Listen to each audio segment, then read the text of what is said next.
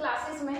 तो आज हम देखते हैं कि हमारे परसेंटेज के किस तरह के क्वेश्चंस एग्जाम के अंदर आ सकते हैं। ठीक है, तो आज हम फर्स्ट टाइप लेके आए हैं जिसके अंदर आपको ये पता चलेगा कि परसेंटेज का जो कल हमने देखा था फॉर्मूला कि जिसकी तुलना करी जाती है और जिससे तुलना करी जाती है गुणा करके हम 100 करते हैं, तो वो कैसे हमारा मतलब हम कैसे मेथड को अप्लाई करते हैं। ठीक है, फर्स्ट क्वेश्चन है हमारा कि एक परीक्षा का पूर्णांक 200 था।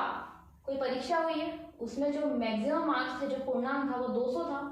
तो वर्षा ने उसमें 160 अंक प्राप्त किए। तो पूछा है कि उसने कितने प्रतिशत अंक प्राप्त किए।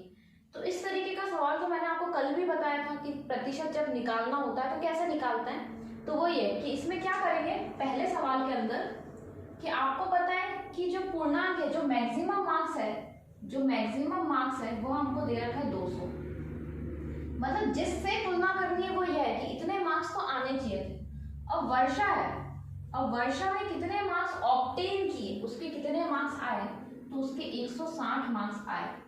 ठीक है, तो अब हमें ये निकालना है कि उसने कितने प्रतिशत अंक प्राप्त किए। तो जो कि हमारा फॉर्मूला था कि जिसकी तुलना करनी होती है तो वर्षा खुद के मार्क्स की तुलना करेगी, तो 160 ऊपर लिखा। जिससे तुलना करनी है कि कितने मार्क्स आने चाहिए थे, कितने में से ये आए हैं, तो 200 में से आए हैं और गुणा कर देंगे तो 100, ये हमारा क्या आ जाएगा, प्रतिशत आ जाएगा।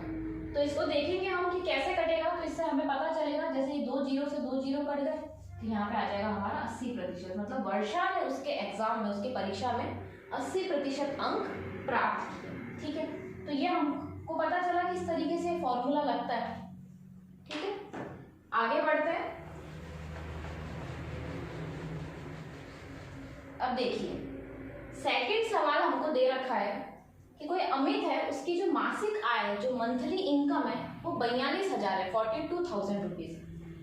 ठीक है, और क्या पूछा है, वह हर महीने 6,250 रुपए तो घर के किराए पर, 12,000 रुपए कार की EMI पर व 17,450 रुपए अन्य घरेलू मदों पर खर्च करता है, तो वह कितने प्रतिशत बचत करता है। ठीक है, अब देखो हमको क्या दे रखा है, मंथली इनकम दे रखी है। मंथली इनकम दे रखी है, क्या दे रखी है, 42,000 रुपए मंथली इनकम दे रखी है। ठीक है, आपको एग्जाम में इतना नहीं लिखना, आपको तो डायरेक्टली करना है।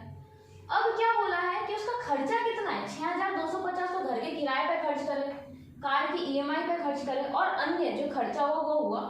तो अगर हम खर्चों को जोड़ लेंगे तो हमें पता चल जाएगा कि अगर वो खर्चा इसमें से घटा देंगे तो उसकी बचत कितनी है। ठीक है, तो देखो खर्चा उसका कितना है, तो 6,250 रुपए खर्चा है, एक 12,000 रुपए खर्चा है कार की EMI का, और एक 17,450 रुपए खर्चा है। तो मतलब उसका खर्चा कितना है, उसका खर्चा है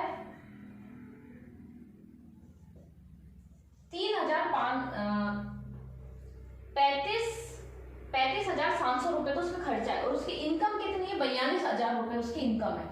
तो हमको इससे ये पता चल जाएगा कि अगर 42,000 रुपए में से, अगर 42,000 रुपए में से हम 35,700 रुपए माइनस कर देंगे तो भाई उसने इतने बचाए। अगर उसने इतना खर्च करा तो उसने बचाए कितने, इतने ही बचाए।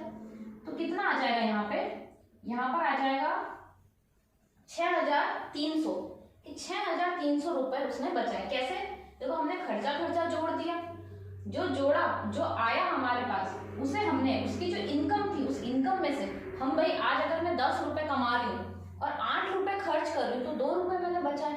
तो वो 2 रुपए का मुझे निकालना है कि वो 2 रुपए कितने प्रतिशत है। तो अब मुझे निकालना है कि 6,300 रुपए कितने प्रतिशत है, किससे कंपैरिजन, किससे करेंगे, उसकी इनकम से कंपैरिजन करेंगे। ठीक है, तो देखिए उसने कितने बचाए, उसकी जो बचत है वह है 6,300 रुपए। कितने में से बचाए, तो 42,000 रुपए उसने कमाए थे, उसमें से उसने इतने बचाए और 100 से गुणा कर देंगे तो यहाँ पे कितना प्रतिशत आ जाएगा। अब आप खुद ही देख लीजिए, यहाँ पर आ जाएगा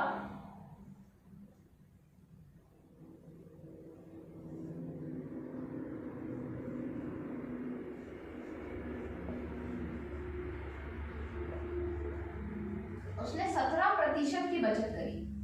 उसने कितनी बचत करी, 17% की बचत करी।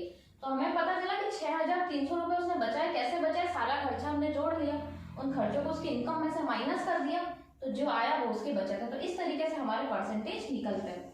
तो इस तरीके के भी सवाल आ सकते हैं। और कैसे सवाल आ सकते हैं हमारे पास? और जो हमारे पास सवाल आ सकते हैं वो है, जैसे तीसरा है हमारे पास क्वेश्चन कि एक परीक्षा में 1000 लड़के व 800 लड़कियां हैं। कितना दे रखा है? 1000 तो लड़के हैं, 1000 तो लड़के हैं व 800 लड़कियां हैं। ठीक है, बॉयज कितने हैं? 1000, गर्ल्स कितनी है? 800। यदि 60% लड़के तथा 50% लड़कियां उत्तीर्ण होती है, मतलब पास होती है। लड़के कितने पास हो रहे हैं? 60%। लड़कियां कितनी पास हो रही है? 50%। तो अनुत्तीर्ण मतलब फेल होने वाले छात्रों का प्रतिशत निकालना है कि कितने छात्र हमारे, टोटल कितने छात्र फेल हो गए। ठीक है, अब इन सवालों को देखो, अगर आप पहले 60 निकालो, फिर 60 में से 40 बचा वो निकालो, इससे अच्छा आप डायरेक्टली ये देखा करो कि भाई 60% तो कौन हो गए? पास हो गए।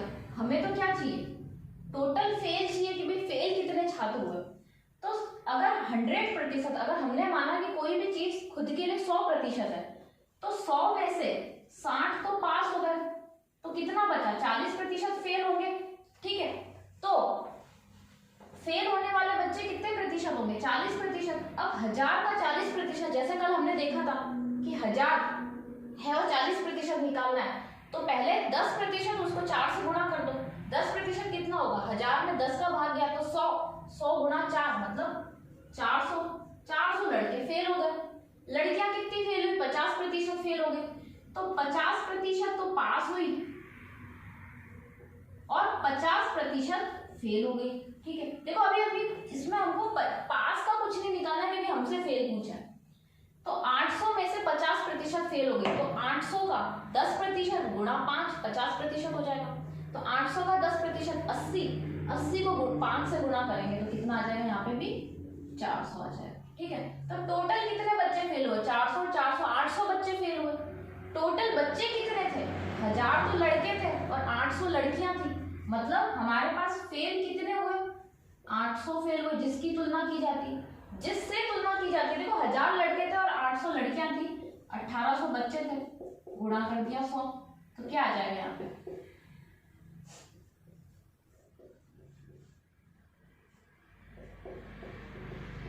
44.44 ये आ जाएगा इसका आंसर। इतना प्रतिशत हमारे टोटल फेल हुए, टोटल बच्चे फेल हुए। ठीक है,